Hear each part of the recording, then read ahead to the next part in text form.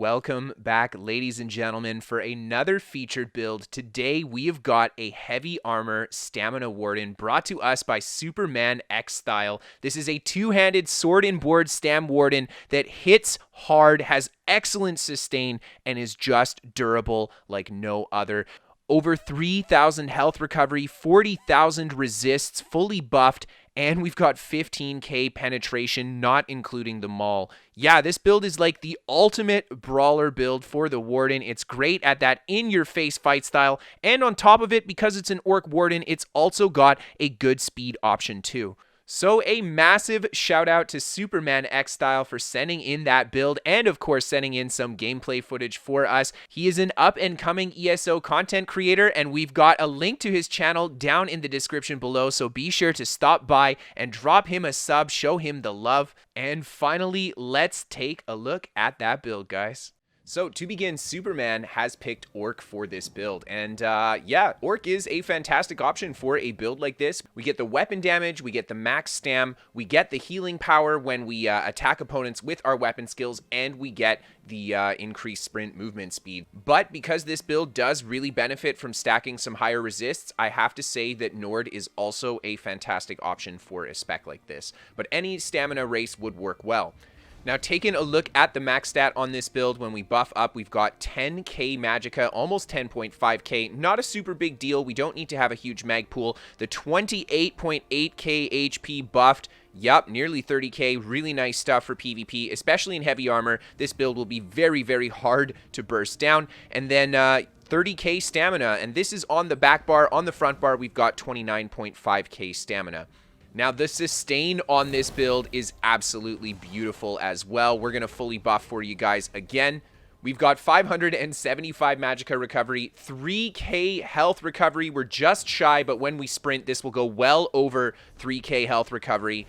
And then finally, we've got 1471 stamina recovery. Now, of course, we have the additional stamina return from our Betty Netch, or our Bull Netch, sorry, to give us even more sustain in that department. And this build is in heavy armor. So sustain-wise, this build has got really great staying power. Now, taking a look at the weapon damage on this spec, when we buff up with the weapon damage again, we buff up to 3,434. Now, Superman does have a weapon spell damage enchant on the back bar, but it is not infused. So fully buffed, this build is looking at 3.6 to 3.7k weapon damage on the front bar and a little bit less on our back bar. So the weapon damage and max stam combo is not incredibly high for a stam build. It's pretty good. We're sitting at a nice value. We have good healing power and good base damage, but the damage on this build is really coming from that high penetration that it has. And our buffed up resists, we've got over 33k spell, almost 33k physical on 2,800 crit resist. And on the front bar, a little bit less resistances as we don't have the defending weapon or the sword and the shield. So yeah, really fantastic resists on this build. And it's because we're running the Alessian set, just pairing that with the health recovery is going to make this build very bulky. Now, the Mundus that Superman has picked is the Lover Mundus, playing into that damage coming from the penetration route on the spec. And then for the food, he has gone with the Artaeum Takeaway Broth. Now, the Artaeum Takeaway Broth is definitely the best all-around food for this build. You get max health, you get max stam, both of which we need, and then the health and stamina recovery, both of which we need as well. But if you want to go for a more offensive and sustained-oriented option, you can always go for the Lavafoot Soup and Saltress. It is something that Superman did show, but it's kind of up to the user here what route you want to go. You can always do a Dubious Cameron Throne, which is the cheaper version of the Takeaway Broth, but because the health recovery is such a big part of this spec, I would highly recommend that you go for the Takeaway Broth if you want to go that route. And then for the potion, we've got an option between some potions as well. We've got the Essence of Immovability here, and Superman uses this one for the health recovery buff, the stamina recovery buff, and the immunity to knockback and disabling effects. We get a lot of great needed buffs from this, and the immunity to knockback is just fantastic for a heavy armor build in general, especially when we're going to take a lot of pressure. And then the other option is the Essence of Immovability that gives you the same thing, except instead of the health recovery buff, we get the major savagery buff, and this is going to be more of a damage oriented option for the build, bringing the crit rate on this build up to about 35%, which is a little bit better. It's not a crazy high crit rate, but at 35% you can start to deal some damage for sure. Now, taking a look at the gear he's gone with, the first set he's got is the Bloodspawn set. Fantastic all around for the Warden. This is going to allow us to push even higher resists on this build, and even higher health recovery, just pairing with that Alessian set even further. The fully capped resists, I think, are going to be sitting at just shy of 40k when we've got all our buffs going. So really fantastic stuff, and the one-piece health recovery really great. Generating ultimate, we've got major heroism as well, so we'll be spitting out ults like crazy on top of it. Just a great all-around fit for the Warden. And the next set that Superman has got is one of my personal favorite sets, the 7th Legion, and this is just a great set again for his build. It fits in so well with what he wants. We got weapon damage, health recovery, weapon critical, and then when we cast an armor buff, we get 350 weapon and health recovery. Yeah, that's huge, man. 350 weapon damage is going to be a lot of additional damage. The additional health recovery just stacking with everything else that we've got. Really great for our damage and survivability on this spec. Now, the last set that he's picked out is the Alessian set, and we talked a little bit about this. This set is going to give us a lot. We get armor, a lot of just defensive bulk coming out of it, which gets turned into health recovery because of the 5-piece. And then we get max health. And then finally, 1% of our total armor becomes health recovery, sitting at 557 health recovery right now. When we fully buff up, this becomes 800 health recovery on the 5-piece. That's an insane amount of sustain to get out of a 5-piece. Just insane amount of base stat to get out of a 5-piece. So yeah.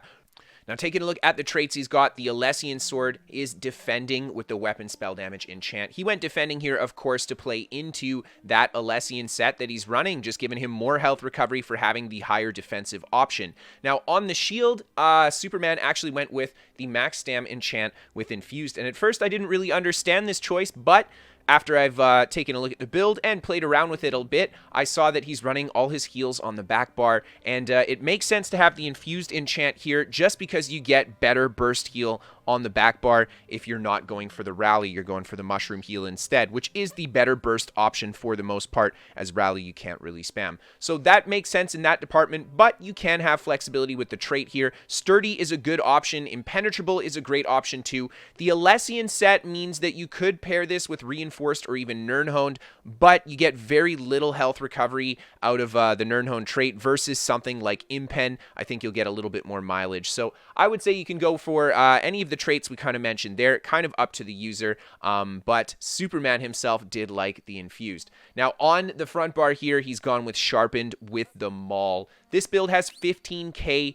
physical penetration and the 20% additional with the Maul on top. So yeah, you can easily be piercing a lot of armor on this build, and the Sharpened Maul is just part of that play. Now, for the enchant to go with this, he's gone with the Oblivion damage enchant. Again, just a fantastic armor cut. Oblivion completely ignoring your opponent's resistances. The damage on it actually scaling based on your opponent's max health. So the tankier they are or the more health they have, pretty much the more damage you'll do to them. So just a great armor cutting front bar, and this is what allows such a bulky and sustainy kind of build to still push out so much damage even against other tanky targets.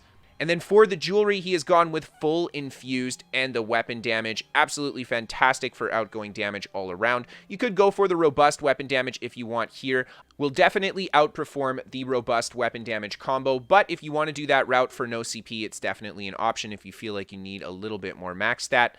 And then finally for the gear, he has gone with full Impenetrable on the gear, and then 6 maximum stamina enchants with a single tri-stat Hacky Joe. Now, this one here, it's kind of up to the user again. You don't really need to push the max HP or max mag that he pushed from the Hacky Joe here. You could go for the additional max stam for a little bit more damage. Really up to the user. You could even go for more Hacky Joes if you felt like you wanted to add more bulk to the build. Now, something I did want to mention is that he is in 6 heavy and 1 medium on this spec. Now, I'm not sure if this is because he had kind of a limitation with the Bloodspawn that he had, but there are benefits to going for the 6 heavy, 1 medium versus the 5-1-1, and that's the additional health recovery that running more heavy armor gives. The 1 medium will still give him that stamina recovery and the weapon crit bonuses that it offers, so it is a really good pairing specifically for this build. You could do 5-1-1 if you wanted to push more max stat and a little bit less recovery. Now, taking a look at the front bar, Superman's damage bar here, the first skill he's got is Bird of Prey. Now, this is here for two important reasons. That Major Expedition, we actually don't have snare removal on this build. You could morph out Rally for the forward momentum if you wanted to add snare removal, but we're on a orc, we're a warden, so we have built-in snare immunity as well, and we've got the movement speed buff. So this is going to be a good option, even though we don't have the snare removal, we can still remain fairly mobile. And then, of course, that passive Minor Berserk, just upping the damage on the front bar, exactly what we want to see. Now, the next skill we've got is, of course, Rally. This is going to be a nice burst heal for the build, and you can, of course, switch this out to forward momentum if you want. We do have the burst heal on the back bar, too, so it is an option. Out of all the skills on this build, I would say Rally is probably the most flexible skill to replace with something else if you're looking to run something else or a different skill that you personally like on your Warden. And then for the next ability, we've got Subterranean Assault. Now, I actually wanted to buff up real quick so you guys could see the tooltip, because this is a heavy armor build, and we are rocking a lot of penetration on it. So our Subterranean Assault's coming in at 15k, and this, of course, is going to put the Major Fracture on our opponent, giving us that 15k total penetration as well. So yeah, 15k sub-assault with 15k penetration, you can bet in PvP that that is going to hurt people. And the Maul on top of it for even more pepper. Really nice stuff. The delayed burst aspect of this skill makes it great for just slamming even a group of players with a nice big smack. Pair it with the Dawnbreaker, really great stuff. Now, the next skill we've got is the Reverse Slice, and Superman picked this, of course, for the finisher, the Executioner move. And Reverse Slice, of course, is going to splash to nearby targets. A Stamina Warden has got a ton of really strong AoE burst skills, so having the AoE execute on top of it is the icing on the cake just to help you finish off all your opponents. And then the last skill that he's got here for his normal skills is Dizzying Swing. And yeah, this one did get nerfed in Dragonhold. There's no knockback anymore. It's now going to set your opponent off balance. So there are some advantages and disadvantages to that. For this build, it means that the Dizzy Swing will likely deal a little bit less damage than it did in the Scalebreaker patch versus the Dragonhold patch. And you're going to have to put in the partial charged or fully charged heavy to stun your opponent. Now, the partial charged, fully charged heavy aspect of Dizzy Swing, honestly, it's good and bad. If your opponent's really fast, as in they're on a mobile character, you might have a lot of trouble landing that heavy, but if your opponent's on a slower character, you'll be able to use it to weave in some really nice clean combos, even leading into an ultimate following up your heavy stun. Now, the one big advantage of the off balance from this is that it will allow the rest of your skills to hit harder as well. So you'll get a bigger maximum combo from your Subterranean and your Dawnbreaker with the off balance that Dizzy offers in that aspect, whereas the initial Dizzy Smack will be a little bit weaker this patch. If you guys have not played around with the off balance stun mechanic, I encourage you to try it. And an important mechanic to master specifically with Dizzy Swing is going to be that really short duration partial charged heavy attack where you hold down just for a little split second and your character starts to do the heavy and you let go. That is how you're going to get that cheeky little stun, and people are not going to see that one coming. And then for the ultimate on the front bar here, we've got the Dawnbreaker of Smiting. And this is going to be the big boy damage ult. Not only does it do a nice big AoE splash of almost 17k damage with the penetration on the build, it's going to put that nasty dot on them, and it's going to stun everybody for 2 seconds. There is a cast time on Dawnbreaker, which means that, you know, people might see it coming, but because it's an AoE splash, they likely won't react in time. Out of all the ultimates that got a cast time, Dawnbreaker honestly got out of it the best, because it still has that undodgeable stun aspect to it.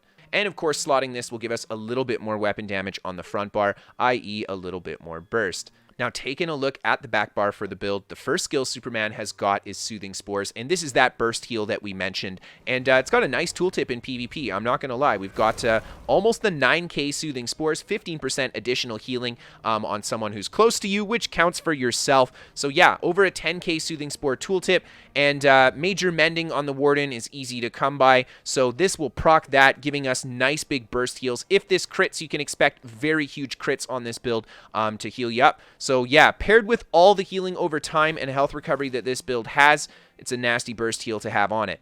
And then for the next skill, we've got Resolving Vigor. This is going to be kind of like your stamina damage shield, I guess, with the health recovery on the build, pairing it with the heal over time from Vigor. Very few builds are going to be able to DPS you through that. As long as you keep that healing combo up, a lot of people are going to have trouble taking you down just because you have so much durability. So there you go, really strong healing power from that.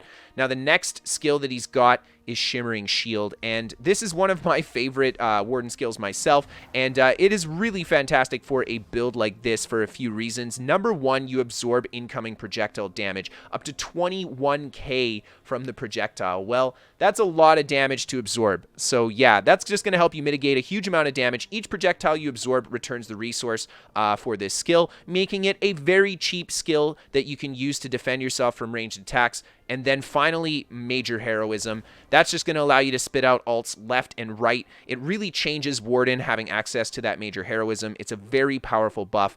And then for our next skill, we have got Ice Fortress. This, of course, is the armor buff for the skill. So not only does it give us the armor resistance values, but it gives us health recovery because of the Alessian set, and we gain minor protection, adding even more durability to the spec. And then finally, the last normal skill we've got is the Bull Netch. And this one here is here for the sustain, essentially. Now, we've got two access to the Major Brutality buff. We've got the Bull Netch and we've got Rally. So you've got a bit of flexibility between these two skills if you want to switch out a skill on this build, like I said. Even if you wanted to switch out perhaps not running Dizzy Swing for the stun, you could run the Sword and Board stun on this bar and then even put the Bull Netch on the front bar. It's really up to the user how you want to do it. But I think the Bull Netch between this and Rally is the better skill for the build because it offers, well, the huge amount of stamina recovery. We get the Major Brutality buff, and the Netch is going to remove negative effects, and it's free to cast. And in the Dragonhold patch, it'll remove a negative effect once every 5 seconds, so it's a nice passive kind of negative effect removal. You can compare this to a strong heal over time in PvP. One negative effect every 5 seconds doesn't sound like much, but that will make a difference during the course of long combat. And then if you just spam it, it still removes a negative effect for free. So it's kind of a free spam heal on yourself too that removes some effects. And then for the ultimate, this is another one where into the new patch, you know, this build was sent to me for the Scalebreaker patch. And Superman plays on consoles, so he hasn't been on the Dragonhold patch yet, and the Permafrost ultimate has been changed big. It deals half the amount of damage that it used to. It no longer stuns your opponent, but it now has that 70% snare. So you could actually go for the other morph of the Permafrost ultimate, the Northern Storm, which still retains the old damage from the old ultimate, still has the 40% snare from the old ultimate, but it no longer stuns your opponents like it used to. So you are kind of losing the stun that you had on this ultimate in that aspect. Honestly, this is more of the defensive ultimate for the build anyway, unless you want to go for the Northern Storm and that big AoE pressure on top of your deep fissure smacks and stuff. That's always a good option. But I think an attractive option would also be the Sword and Board ultimate here. But yeah, it's really up to the user here. And because Superman was on console, I wasn't able to really make that choice for him. So I want to just leave it up to you guys. I personally would go with either Northern Storm or the Sword and Board ultimate. And then finally, guys, let's take a look at those champion points. In the tower tree, we got 44 Warlord and then 2 in bashing. Just had a few points left over, but big focus on Warlord because this is a fairly bulky brawler build. We're going to get stunned a lot on it throughout the course of regular combat. So yeah, this is just going to help that stam sustain big time. Now, taking a look at the lover tree, and Superman actually did a very different lover tree from how I set it up. And I'm going to talk about what he did and what I did and why I think that this one's a little bit better. So starting off, Superman had 100 Mooncalf and I have 75 in Mooncalf. I think the focus on Mooncalf is definitely important, but 100 is overkill. That's 25 points for 1%. Yeah, that's a lot. You know, that's 15 stamina recovery for 25 points. And he also had 30 in Arcanist and about 20 in Healthy. I took everything out of Arcanist because it's not really going to make much of a difference with the super low base Magicka recovery this build has, and I put it all into Healthy, as well as the extra 25 from Mooncalf into Healthy. And the difference between the CP layout that Superman sent me and the one that I did is about 10 less Magicka recovery, more like 5 less Magicka recovery, 15 less stamina recovery, and you gain over 400 to 500 health recovery. So I think this is a better option because you get way more durability out of this at the cost of very little sustain. And in the long run, the additional durability will mean you'll have to spend less resource healing yourself and defending yourself. So yeah, you likely will have more resource to work with in this route anyway. And then, of course, we get that wind running passive. Really nice for this build. That little bit of movement speed and the additional health recovery while sprinting. Yeah, good stuff. Now, taking a look at the shadow tree, Superman's got 61 tumbling and 13 in Shadow Ward. He is running Sword and Board, but there's very little focus on Shadow Ward for this build, and I really actually understand that because it has such high durability outside of block. This build doesn't need to block to be tanky. The only time you really want to block on this build is if you want to block a huge incoming smack from a lot of players or an incoming stun, and that's pretty much it. Otherwise, roll is probably the best option because it will remove the snares, etc., and that's why I think he's gone for the focus on tumbling here. Now, taking a look at his blue tree, he's got nothing in the Apprentice. We are on a Stam build. Now, in the Atronach, I again made a little bit of changes from what Superman had, so I'll show you guys what I have, and I'll talk about what he had as well. 81 Master at Arms for that direct damage. Really great just for outgoing burst on the build, and all of our skills on this build are direct damage, so this affects everything. 21 Physical Weapon Expert for that additional light and heavy attack damage. Very important as well. In the Ritual tree, we've got 51, 53, 64. Really nice even focus, minus Mighty, where that's the heavier focus here. Superman actually favored going for precise strikes, and he had less piercing than I do. So I know that we've got a lot of penetration on this build already, but in PvP, I'm under the personal belief that you honestly, at least on a stamina build, can't over-penetrate. On a Magicka build, you can get closer to it, but even if you have like 25 or 30k penetration, if someone doesn't have enough resist and you're over-penetrating, you're hitting them like a truck anyway. So most people in PvP are going to have 20k plus resists at base, and that means that if you have 20k plus penetration, that's absolutely solid. So I thought that spreading the tree out here to have a little bit more focus on the penetration and less focus on the precise strike like he had would be better for the damage all around. Now, the option that he presented, I think, will give you bigger maximum burst when you crit, but because the crit rate is so low on this build, I just don't think it's very worth it. It's kind of up to you guys what you want to do here,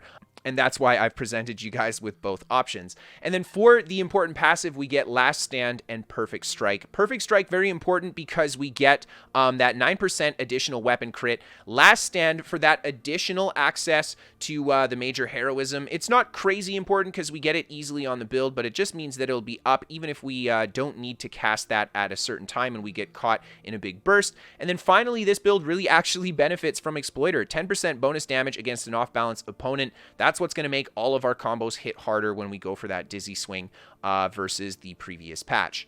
And then finally, in the red tree, I again made a few changes, and I'm really sorry, Superman. I saw your champion spread, dude, and I did like a lot of what you had, but I just made a few adjustments because I think it benefited the build a little bit more with the adjustments I made. So we've got 66 Ironclad, 30 in Spell Shield, and 37 in Resistant, 31 in Thick Skinned, 32 Hardy, 32 Elemental Defender, 21 Quick Recovery, and 21 in Heavy Armor Focus. Now, Superman didn't have Heavy Armor Focus, and he didn't have Spell Shield. Instead, he put those points just kind of spread out between Hardy, Elemental, and Thick Skin. And the reason that I decided to put points in here where he didn't is because I wanted to just utilize that Health Recovery, because I put more points in the Health Recovery Healthy tree here. So these two passives kind of tie into each other, and that's why I decided to put the points there. So I think you get a little bit more bang for your buck this route while still maintaining about the same level of durability as before. You'll have the same amount of physical resistance from the combo of the Heavy Armor Focus and Hardy versus the Hardy sitting at 50 points. You have the same amount of spell resistance. If anything, they'll be a little bit better. But for Thick Skin, you'll have a little bit less resistance, but you'll have better health recovery. So that's kind of the trade-off here. Otherwise, I didn't change the CP. I just kind of changed a little bit of the point spread there. But outside of that point there, I left his CP the same way that they were, and yeah, I think I agree with where they are as well. And that is the build, ladies and gentlemen. All right, ladies and gentlemen, let's get into that gameplay commentary. SupermanXstyle has, of course, provided us with some gameplay of the build in action. And here you see he's come up on this group in IC. He goes for the combo on the first player there and sees that guy's got a little bit more bulk, and he responds by healing himself. Superman goes for the target shift here to the player behind, and the enemy player tries to block the combo, and right away we can see him just cutting through the defense there with the Pierce and bringing that guy down. He sets down the Deep Fissure combo again. Make sure to keep his defensive buffs up here as well. And the blue group starts to surround him. He gets pulled in by the stun, just keeps rotating his heals there, going for the Betty Netch as well, just to keep that resource sustain up. And there we see the heavy attack into the subterranean Dawnbreaker combo. Massive smack as they come around the corner, just putting good damage into all the players there, but they respond with their heals well. They start stunning and damaging Superman right away, so he just goes for a little bit of a kite around the corner, resetting all his buffs there, keeping up that shimmering shield so he can quickly rebuild that ultimate. And there's the subterranean trying to go for that heavy attack, gets a nice little roll on the incoming attack there, gets him with the heavy into the dizzy swing, and down he goes from the subterranean combo. Now, of course, in the new patch, guys, you're going to have to go for a little bit of a partial charged heavy following that dizzy if you want to get that combo. In fact, I think the combo will still be good. It'll just look different. It'll just be executed a little bit differently. But there we see, again, Superman with a huge Dawnbreaker smack. How fast does he build that ultimate? And he just dumps it on the group there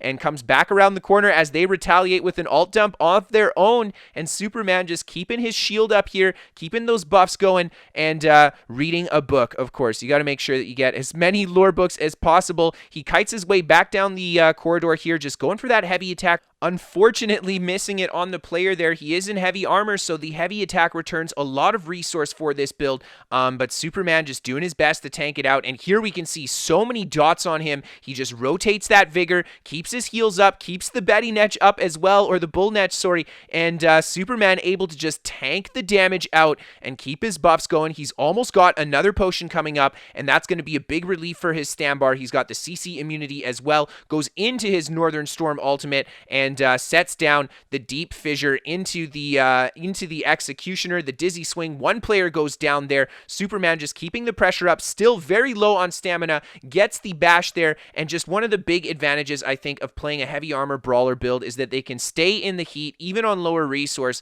and just channel those heavy attacks to keep their sustain up. And Superman able to pick the kill on the guy trying to res there, just resetting his deep fissure again. This guy's trying to go for the res. Superman hits him with the stun, goes for the dizzy smacks here. The enemy player fairly bulky. He's actually got like 40k HP, and Superman's just still hugging that low stamina bar there, but it's not a big deal, honestly. And this is a huge thing about this build. This is part of the playstyle, is that you can get in these fights and go lower resource and just rely on the heavy attacks for the sustain and use that health recovery bulk to keep you going. And there we see he gets another good smack on the guy trying to go for the res. Another friendly player coming in, but he's just passing. Superman's going to turn around, get a nice scoop on this guy here into the executioner. He just about gets away. No, he doesn't. And now Superman has got just the last tanky opponent left. The Nightblade decides, okay, we'll come help you out a little bit, and is going to feed him some dizzy swings with the Nightblade there,